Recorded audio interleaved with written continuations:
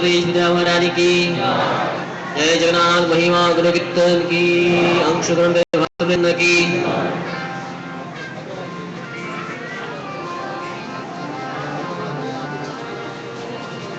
जय राधा माधव कुंज बिहारी गोपी जन वल्लभ गिरिवर धारी जय राधा माधव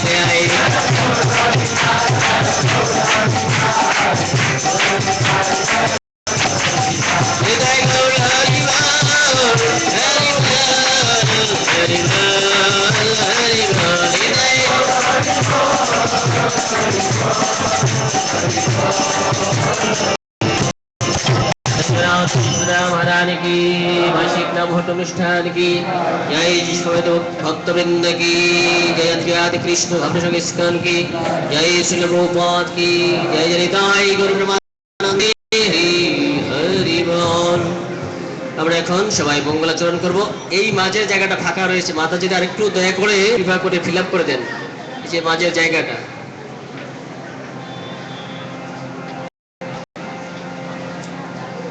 একসাথে সবাই মঙ্গলাচরণ।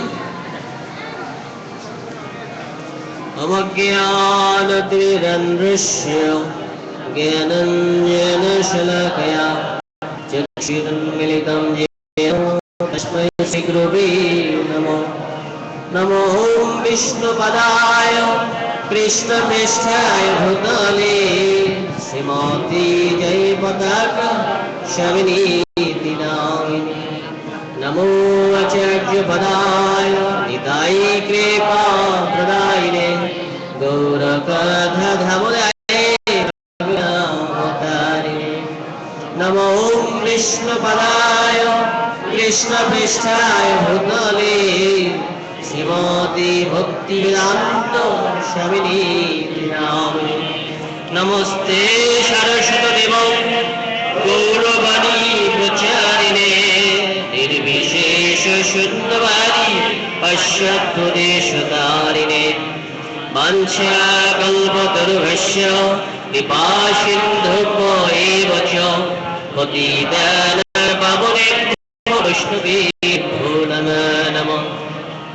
हे कृष्ण करुणा सिन्धु दीनबन्धु जगत्पते गोपेश गोपिकान्त राधाकान्त नमोस्तुते। तप्तकाञ्चन गौराङ्गे राधे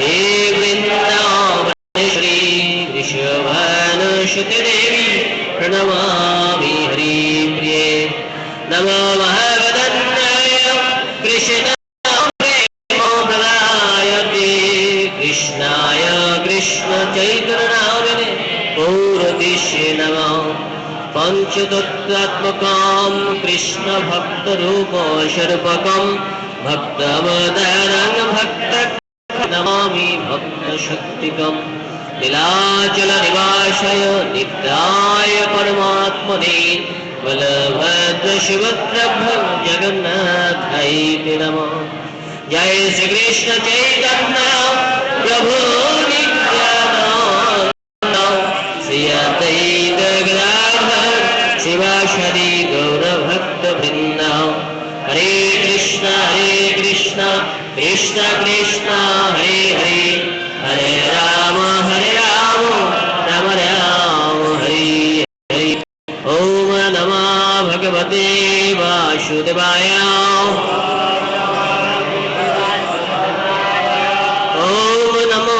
भगवते वासुदेवाय ओम नमो भगवते वासुदेवाय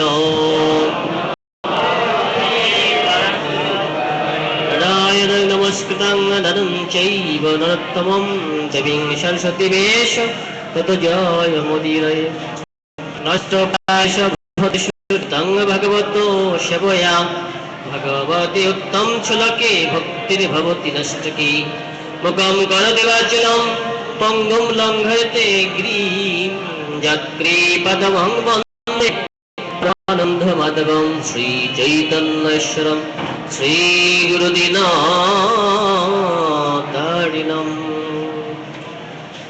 हरे कृष्ण दया করে কেউ কথা বলবেন না আমরা অল্প কিছুক্ষণ সময় পাবো আলোচনা করার জন্য কারণ একটু পরেই আমাদের তুলসী আরতি শুরু হয়ে যাবে তো যাদের মোবাইল আছে দয়া করে সাইলেন্ট করে রাখবেন অথবা ভাইব্রেট দিয়ে রাখবেন যাতে বেজে না ওঠে বা অন্যের শ্রবণে ব্যাঘাত না ঘটে আপনারা সকলেই জানেন আন্তর্জাতিক কৃষ্ণ ভাবনাবাদী সংঘ 1965 সালে আমেরিকার নিউ ইয়র্ক শহরে প্রতিষ্ঠিত হয় আর সেই প্রতিষ্ঠা লগ্ন থেকেই সারা বিশ্বের আনাচে কানাচে নগর গ্রামে এই কৃষ্ণ ভাবনামৃত আন্দোলন ছড়িয়ে পড়েছে আর তারই ধারাবাহিকতায় আন্তর্জাতিক কৃষ্ণ ভাবনামৃত সংঘ ইসকন এর একটি বিশেষ প্রচার বিভাগ সেটি হলো এই নামহট্ট মানে নামের হাট যেখানে শ্রদ্ধা মূল্যে আপনি এই নাম ক্রয় করতে পারেন যাদের স্রোত আছে তারাই কেবল এই নাম ক্রয় করতে পারবেন নাম ক্রয় করা মানে কারো যদি নাম করতে ইচ্ছা হয় কীর্তন করতে ইচ্ছা হয় শ্রবণ করতে ইচ্ছা হয় আর ইচ্ছাটাকেই বলা হয় যে আপনি ক্রয় কি দিয়ে ক্রয় করবেন কিভাবে ক্রয় করবেন এই জগতের মানুষ হাটে বাজারে অনেক বিনিময়ের মাধ্যম দিয়ে অনেক কিছু ক্রয় করে থাকে কিন্তু আমরা এই নামের হাটে এসে আমরা নাম কি করে ক্রয় করব তো এই নামের হাটে এসে যখন নাম প্রতি নাম কীর্তনের প্রতি নাম সেবার প্রতি আমাদের মানে রুচির উদয় হবে ইচ্ছার উদয় হবে আর এই উদয় হওয়ার মাধ্যমেই বোঝা যাবে যে আমরা ক্রয় করতে পারছি কারণ যদি এই নামের প্রতি মানে রুচি এসে থাকে এবং রুচি উদিত হয়ে যায় তখন বুঝতে হবে যে অটোমেটিক ভাবে যে কালো বলার আগেই সে নিজের থেকে নাম করা শুরু করে দিয়েছে কীর্তন করা শুরু করে দিয়েছে নিজের অজান্তে মনের অজান্তে সে এরকম নিজের একা একা গাইছে এবং শুনছে তো এইভাবে আমরা এই নাম মানে ক্রয় করে আমরা আমাদের জীবন এবং সার্থক করতে পারি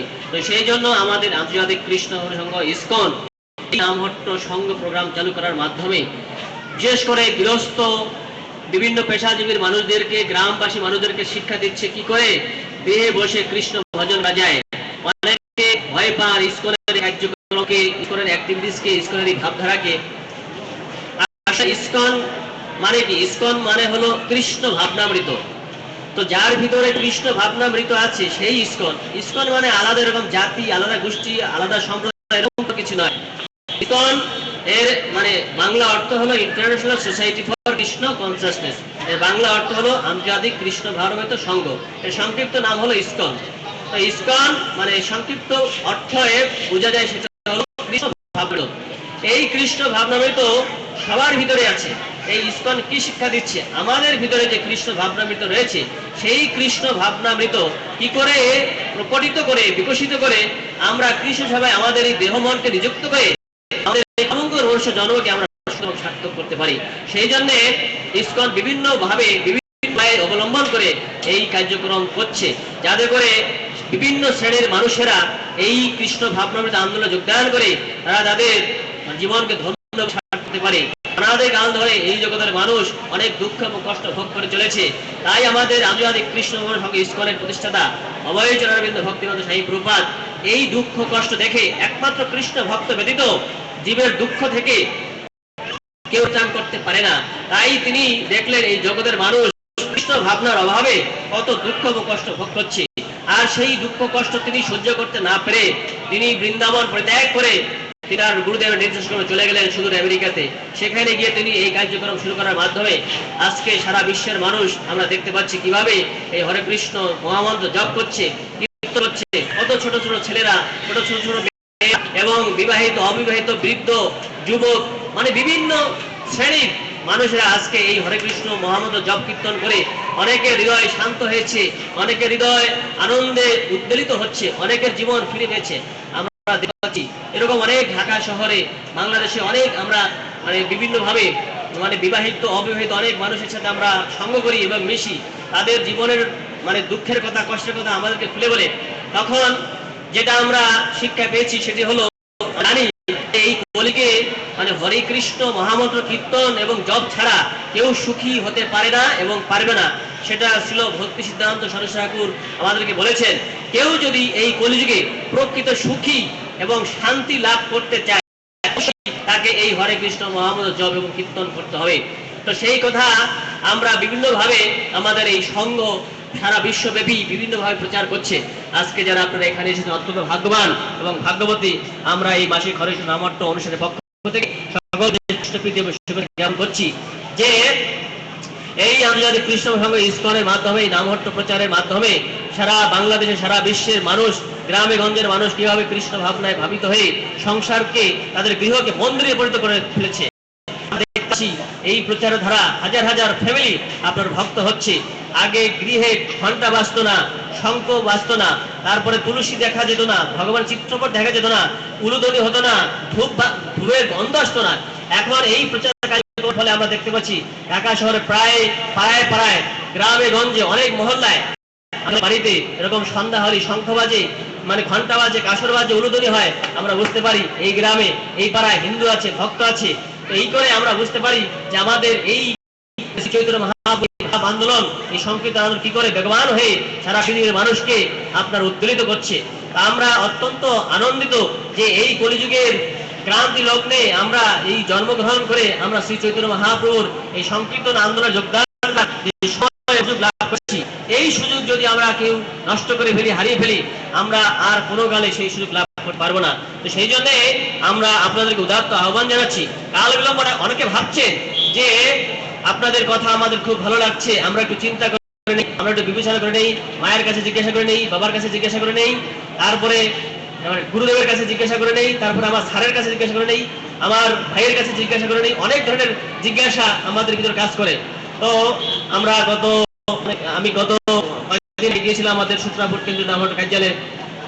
ওখানে একটা ছেলে আপনার জাহাঙ্গীরনগর বিশ্ববিদ্যালয় পড়ে ফার্মেসিতে।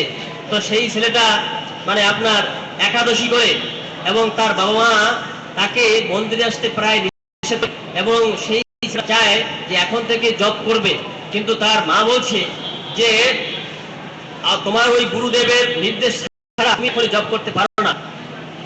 তো আমি মানে তাকে বললাম যে তুমি যে সেই গুরুদেবের নির্দেশ ছাড়া এরকম জব করতে চাও না, তো তুমি মানে এরকম অনেক সময় তুমি জব ছাড়া হরে কৃষ্ণ কীর্তন করো না, মনে মনে বা মুখে মুখে উচ্চারণ করো না। সে বললো হ্যাঁ করি। তো যদি তুমি এরকম হরে কৃষ্ণ মহামন্ত্র গুরুদেবের এবং মায়ের নির্দেশ ছাড়াই কীর্তন করতে পারো বা উচ্চারণ করতে পারো, তাহলে কেন তুমি ওই জপমালায় এই তুমি লাভ করতে পারবে না। তখন কি তোমার মা তোমাকে এরকম নিষেধ করে না যে তুমি গুরুদেবের নির্দেশ ছাড়া বা কথা ছাড়া এরকম উচ্চারণ করা যাবে না?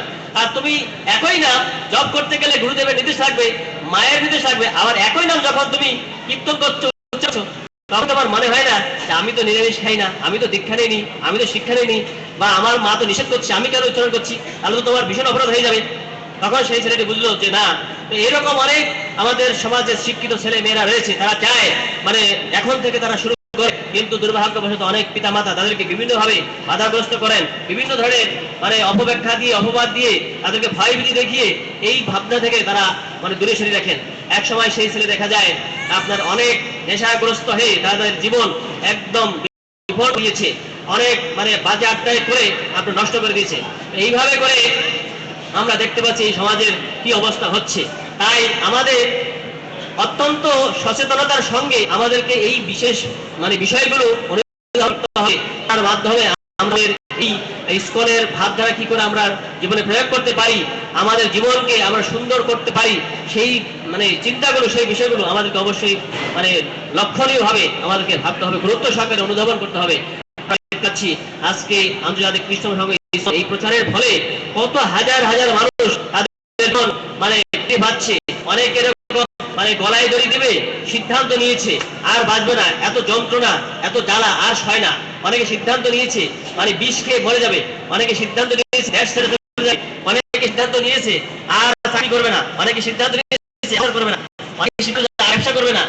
এই জগতে এত মানে মানে চিটার ফাটফার এদের সাথে আর পেরে উঠতেছে না, অদৃশ্য হয়ে পড়ে, ঠিক আছে, এক সময় বেছে নেয় যে এই জগৎ থেকে চলে যাওয়া থাকবো না। তো সেই মুহূর্তে এরকম হঠাৎ করে আপনার সাধুসঙ্গ হয়ে যায়, মন্দিরে আসে কৃষ্ণ ভক্তের মানে সন্তান হয়ে, সেই মুহূর্তে তারা বুঝতে পারে যে না, আমাদের জীবন অনেক আনন্দময় সুখময় হয়ে উঠতে পারে যদি আমরা এই কৃষ্ণ ভাবনাময় জীবন যাপন করে আমাদের জীবনকে গঠন করতে পারি। এরকম আমরা দেখতে অনেক জীবন আপনার বেঁচে গিয়েছে। আমাদের এই মন্দিরে অনেক এরকম ছেলে রয়েছে যারা এরকম অনেক নেশা করে, বাজি সঙ্গ করে, আড্ডা করে জীবন একদম বিপন্ন হয়েছে, বাবা মা অতিষ্ঠ হয়ে গেছে, মাদকাসক্ত নিরাময় কেন্দ্রে তাদেরকে পাঠিয়েছে, সেই মাদকাসক্ত নিরাময় কেন্দ্র তাদেরকে নিরাময় করতে ব্যর্থ হয়েছে। শেষ প্রয়াস কি করবে? যাও এখন ইসকন, এখন ইসকন হলে একমাত্র ভরসা। ইসকন যদি এটা তোমাকে নিরাময় করতে পারে করবে, আর ইসকন না পারলে তোমার জীবন আর বাঁচবে না। এরকম আমরা দেখেছি অনেক ছেলেরা গেছে, বাবা মা অতিষ্ঠ হয়ে আমাদের মন্দিরে প্রেরণ করেছে, দিয়েছে, আর সেই ভক্তরা এত সুন্দর করে ভালোবাসা দিয়ে, যত্ন দিয়ে, ভগবানের নাম দিয়ে, অমৃত দিয়ে, ভগবানের কীর্তন দিয়ে, ভগবানের নাম দিয়ে, শ্রবণ দিয়ে এমন ভাবে মানে অল্প দিনের মধ্যেই তার জীবন পরিবর্তন হয়ে গেছে। সে বলছে, সে অনুধাবন করতে পারছে কি যে আসলে আমি যদি এই কৃষ্ণ ভাবনা গ্রহণ কর না তাহলে এতদিন হয়তো আমার শ্মশানের উপরে দুর্বাঘাস চলে যেত, ঠিক আছে, আমি কোথায় থাকতাম, কোন আকাশে ঘুরে বেড়াতাম, কোন মেঘে ছুটে বেড়াতাম, তার কোনো হিসাব ছিল না। আজকে আন্তর্জাতিক কৃষ্ণ সংঘ ইসকন আমার জীবনকে রক্ষা করেছে। এরকম অনেক দৃষ্টান্ত রয়েছে। তো যাই হোক, আমাদের আপনার বিশেষ মানে সময় সুযোগ কম, অল্প একটু পরে আরতি শুরু হবে। তো আজকে আমরা আমাদের যে আপনারা দেখতে পাচ্ছেন এখানে জগন্নাথের বিগ্রহ আজকে দেখাচ্ছে না। আমরা কি কেউ লক্ষ্য করেছেন? কে কে লক্ষ্য করেছেন? এখানে কারা কারা লক্ষ্য করেননি জগন্নাথ যে এখানে দেখা যাচ্ছে না? মাতাজিরা, হ্যাঁ, এই যে জগন্নাথ দেখছেন কাপড় দিয়ে ভিতরে ঢাকা রয়েছে। জগন্নাথ এখন অসুস্থ লীলা করছেন। তো এই অসুস্থ লীলা কয়েকদিন আগে গত 23শে জুন জগন্নাথের স্নান যাত্রা হয়েছে। যেহেতু আগামী 10 জুলাই জগন্নাথের রথযাত্রা মহোৎসব অনুষ্ঠিত হতে যাচ্ছে, আর সেই মহোৎসব উপলক্ষে আমরা জগন্নাথের কিছু মহিমা গুণকীর্তন এবং সেই সাথে যদি সময় থাকে আমরা শ্রী চৈতন্য মহাপ্রভুর কিছু লীলা শ্রবণ করার চেষ্টা করব। তো এই জগন্নাথ বলদেব সুভদ্রা মহারানী আপনারা সকলেই জানেন পুরীতে অবস্থান করছেন নীলাচল ধামে, এবং নীলাচল থেকে সুন্দরাচল যাবেন। নীলাচল হলো আপনার অভিন্ন দ্বারকা ধাম, আর সুন্দরাচল হলো অভিন্ন বৃন্দাবন ধাম। তো দ্বারকা ধাম থেকে বৃন্দাবনে কৃষ্ণ বলরাম সহ গমন করেছেন রথে করে, আর সেই রথযাত্রা নারদ মুনির মাধ্যমে জগতে প্রকটিত হয়েছে।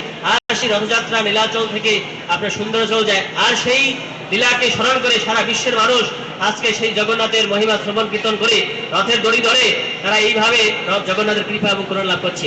গত 23শে জুন ভক্তরা এমন জগন্নাথ স্নান করেছে দুধ দিয়ে এবং ডাবের জল দিয়ে, আর সেই স্নান করে জগন্নাথের ঠান্ডা লেগে গিয়েছে, জ্বর হয়েছে, সর্দি হয়েছে। এই জন্য জগন্নাথ কি করছেন? এখন বিশ্রামে আছেন, অসুস্থ লীলা করছেন। আর জগন্নাথ এখন কি খাচ্ছেন? জগন্নাথ এখন খাচ্ছেন আপনার চিরা, মুড়ি, আম, দুধ, কাঁঠাল এরকম করে একসাথে করে মেখে, এটাকে বলা হয় পাচন। প্রতিদিন জগন্নাথকে এরকম পাচন ভোগ দেওয়া হয়। আমরা অনেক জায়গায় যাই, আমাদের রথযাত্রা আগাম এই রথযাত্রা অনুষ্ঠান উপলক্ষে 50 লক্ষ টাকা বাজেট এবং 50 লক্ষ টাকা খরচ হবে এবং 9 দিন ব্যাপী এখানে অনুষ্ঠান হবে। অনেক দেশি বিদেশি ভক্তরা আসবে, 3 বেলা প্রসাদ ফ্রি দেওয়া হবে। তো এই 50 লক্ষ টাকা ভক্তরা বিভিন্ন ভাবে বিভিন্ন ঘরে বাইরে যাচ্ছে ভিক্ষা গ্রহণ করার জন্য, এই প্রণামী গ্রহণ করার জন্য।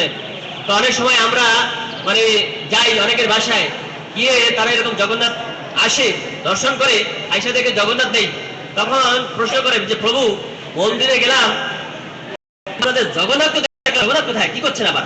ঠিক আছে, তা আমরা বলি যে আপনি জানেন না জগন্নাথ কোথায় কি করছে, আপনি বলেন এরকম দেখলেন না? আমরা জানি না, তো কেন জানেন না?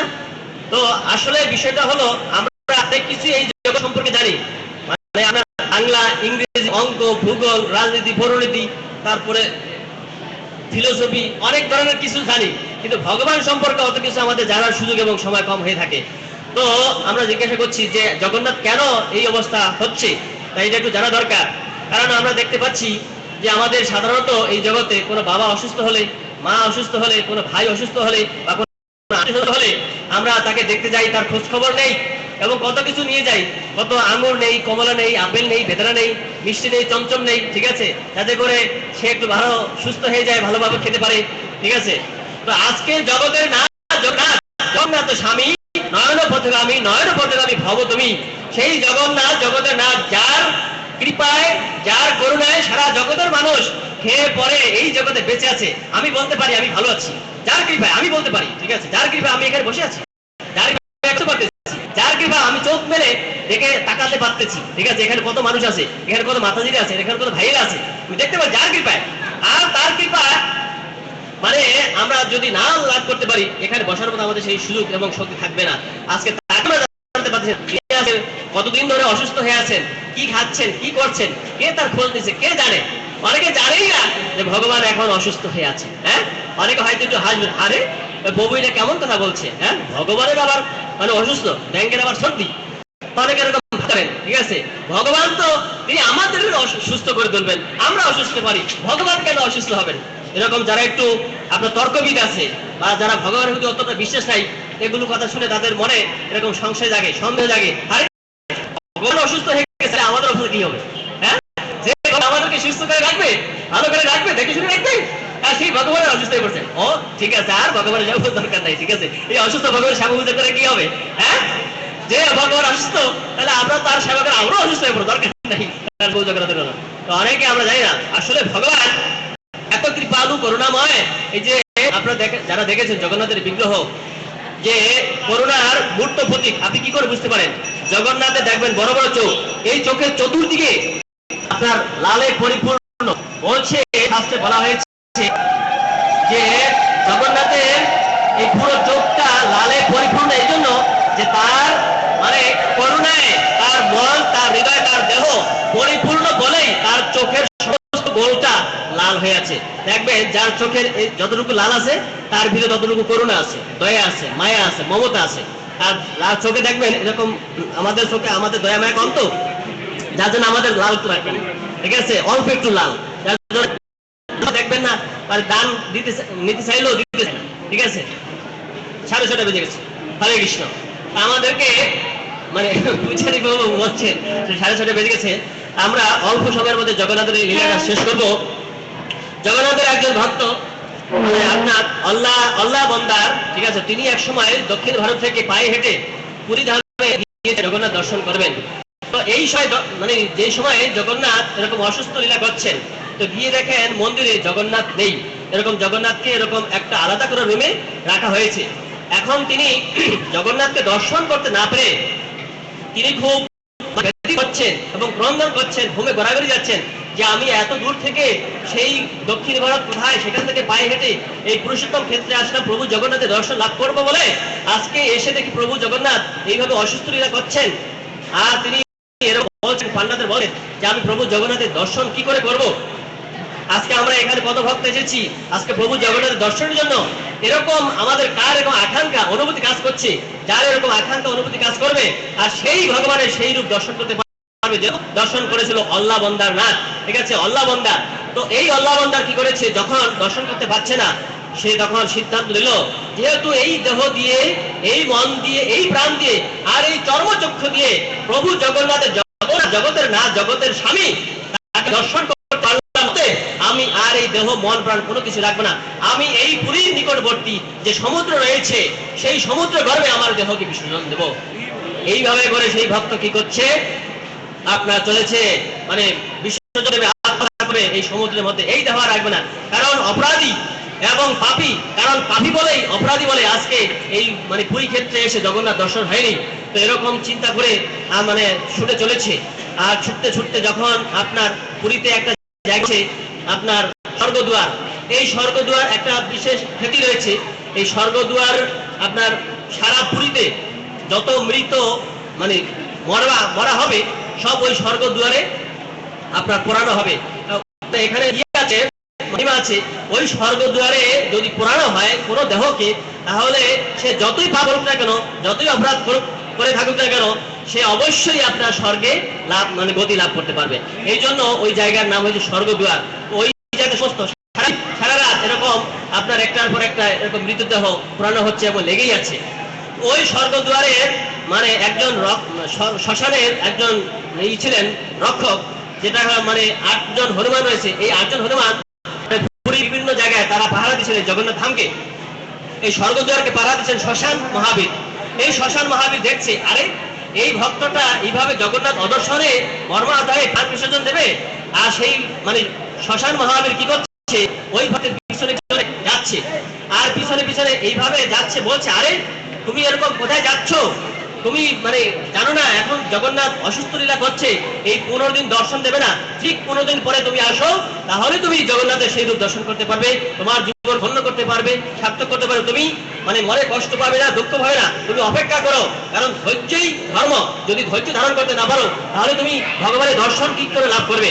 এইভাবে করে যখন ওই হনুমান বলছে তখন কোনো কথা শোনা, তো হনুমান পরিগ্রহ করেছে, পরিগ্রহ করে তখন বলছে আরে প্রভু আমি আপনাকে পিছন থেকে ডেকে বলছি, আপনি আমার কোনো কথা শুনছেন না, এখন আমি আমার রূপ পরিগ্রহ করে আপনাকে আমি বলছি, আপনি কৃপা করে এই দেহ বিসর্জন দেবেন না, আপনি অবশ্যই 15 দিন পরে আপনি জগন্নাথ মানে দর্শন লাভ করতে পারবেন, আপনি অপেক্ষা করুন। তখন সেই ভক্ত কি করেছে, এত মর্মাহত হয়েছে, এত বিষণ্ণ হয়েছে, এত দুঃখ পাচ্ছে যে তিনি এই দেহ রাখবেই না, কোনো মানে যে কোনো ভাবে তিনি আজকে সমুদ্রে এই প্রাণ দেবেন। এইভাবে করে সেই ভক্ত করতে চলেছে। আর শুনে চলে ভগবান কি করেছে, তার হৃদয় থেকে যেদিকে যাবে সমুদ্রের দিকে যাবে, আর সমুদ্রের দিকে না গিয়ে তার গতি অন্যদিকে ঘুরে গিয়েছে, আর এইদিকে ঘুরতেছে আর যেতেছে, যেতে যেতে হঠাৎ করে প্রভু জগন্নাথ আপনার সেই অবস্থায় সেই ভক্তকে দেখলো যে জগন্নাথ তো ভগবান এবং সাক্ষাৎ ভগবান পরমাত্মা রূপী সকলের যদি বিরাজ করছেন, তিনি জানেন তার কোন ভক্ত তাকে কিভাবে রাখছে, সেবা দিচ্ছে, স্মরণ করছে, আর সেই ভাব যদি জেনে দেখছেন এই ভক্ত হনুমানকে প্রেরণ করলাম তার জীবন রক্ষা করার জন্য, সেই হনুমানের কথা শুনলো না, তারপরে সে জীবন বিসর্জনই দেবে সমুদ্রে। তাই তিনি সেই ভক্তের এরকম দৃঢ় সংকল্প দেখে সেই শয্যা থেকে, সে অসুস্থ লীলা থেকে সে মানে তিনি মানে সেই ভক্তকে ওই জায়গায় আপনার ছায়ার মূর্তিতে সেখানে দর্শন দিচ্ছেন। ঠিক আছে, হরে কৃষ্ণ। এইভাবে ওখানে মানে আপনার নারায়ণ মূর্তিতে দর্শন দিয়ে তখন সেই ভক্তের কাছে বলছেন তুমি এখন বলো মানে আমার কাছে কি চাও। তখন বলছে হে প্রভু আপনি কৃপাময়, অত্যন্ত করুণাময়, যে আমার মতো হীন পতিত পামর, আপনার কোনো সাধন ভজন, আপনার কোনো সেবা পূজা আমি করতে পারি না, আমি জানি না, আপনি এত করুণাময় কৃপাময় যে আপনি এই অসুস্থ অবস্থায় থেকেও আজকে আপনি আমার মতো হীন পতিত পামর এই মানে ভক্তকে দর্শন দান করার জন্য আপনি আমাকে এই সমুদ্রের পাড়ে চলে এসেছেন। হে প্রভু আপনার চরণে আমি জন্ম জন্মান্তর ধরে আমার যেন অহৈতুকী রতিমতি থাকে, আপনার এই রূপ যেন আমি না, যেন সারা জগতের মানুষ আপনার এই রূপ দর্শন করে তাদের এই খুব সার্থক করতে পারে।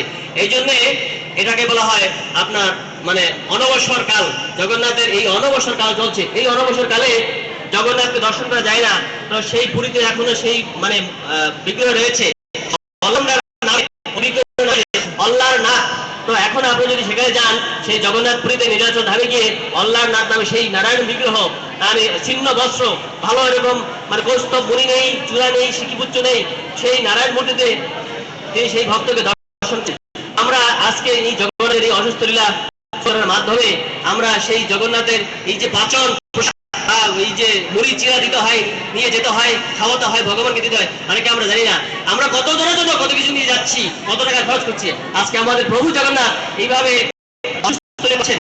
আমাকে সেবা দেওয়ার একটা বিশেষ কৃপা তিনি গ্রহণ করেছেন, যে ভক্তরা যাতে করে কোনো না কোনো ভাবে আমার সেবায় যুক্ত হয়ে তাদের এই ক্ষণভঙ্গুর মনুষ্য জন্মকে সুন্দর এবং সার্থক করে তারা আমার নিত্য দাবে গমন করে তাদের জন্মকে সার্থক করতে পারে।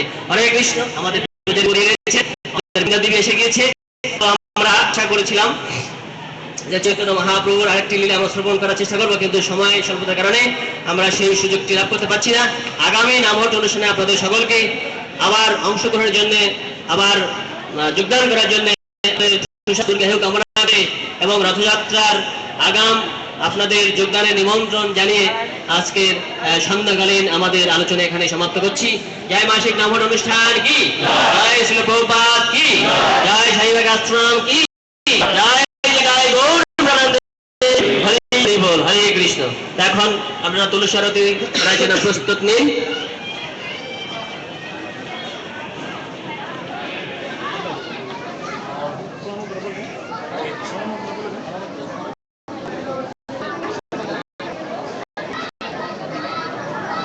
जय वृंदावनी तुलसी महारानी की, वृंदावै तुलसी देवोय प्रियावै केशवस्य कृष्ण भक्ति प्रतिदेवी सत्यवती नमो नमः।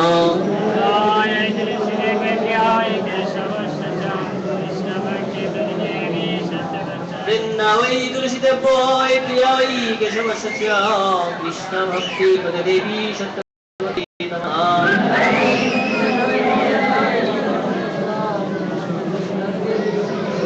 वृंदावै तुलसी देवोय प्रियावै केशवस्य कृष्ण भक्ति प्रतिदेवी सत्यवती।